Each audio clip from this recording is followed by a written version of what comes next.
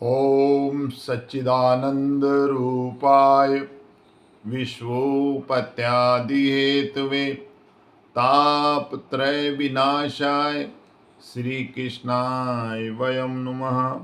श्री सद्गुरुदेवाय वयम नमः। ओम परब्रह्म परमात्माने नमः। प्रिय सज्जनों, आज योग वशिष्ठ महारामायण के स्थिति प्रकरण में से कुछ अंश आपके सामने मैं प्रकट करने जा रहा हूँ। आप बड़े ध्यान लगाकर श्रवण कीजिए।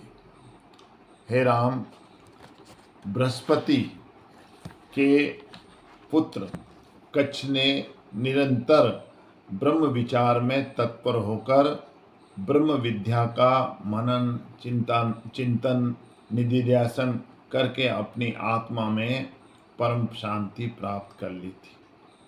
किसने? ब्रह्म के पुत्र कच्छ ने।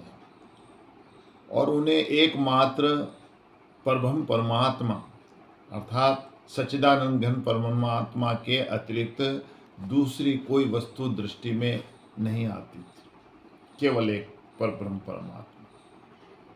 अब वो अकेले ही एक स्थान पर बैठकर आनंद हर्ष व्यक्त करते हुए अपनी गदगद वाणी द्वारा अपना अनुभव प्रकट करते हुए कहने लगे कि अब मैंने ये जान लिया है, मैंने ये अनुभव कर लिया है कि सभी जगह एक परमात्मा है, एक पूर्ण परब्रह्म परमात्मा है, और अब मैं पूर्णतः परमात्मा में ही स्थित हूँ, परमात्मा स्वरूप हूँ।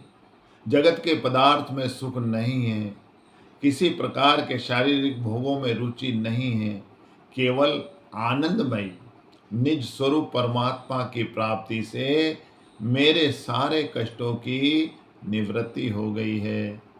अब मैंने निश्चय करके ये जाना है कि ये संपूर्ण जगत ब्रह्म ही है, ब्रह्म के अतिरिक्त और कुछ नहीं, संपूर्ण जगत ब्रह्म है। श्री वशिष्ठ जी कहते हैं कि हे राम, इस प्रकार कच्छ को ब्रह्म की अनुभूति हुई, उनके प्राणों का स्पंदन हृदय में पूर्णतः लीन हो गया। वे शरत काल के मेघ की नाई निर्विकार भाव से पूर्णतः स्थित हो गए थे। अब उन्हें सब जगह एक ब्रह्म अर्थात परमात्मा के अतिरिक्त कुछ नहीं दिखाई देने लगा, केवल एक परमात्मा। श्रुति में एक जगह ये भी कहा है कि परमात्मा अर्थात ब्रह्म नीचे भी है, ऊपर भी है, पीछे भी है, आगे भी है, दाईं ओर है, बाईं ओर है, और ब्रह्म ही सब है, सब कुछ ब्रह्म है। इसलिए जब संपूर्ण जगत ही ब्रह्म का स्वरूप है तो फिर हम भोगों में क्यों लिप्त रहें।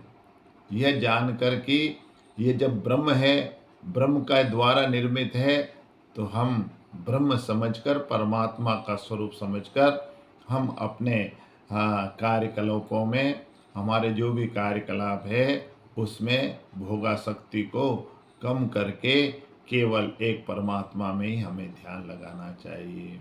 हरिओम तत्सत, हरिओम तत्सत, हरिओम तत्सत।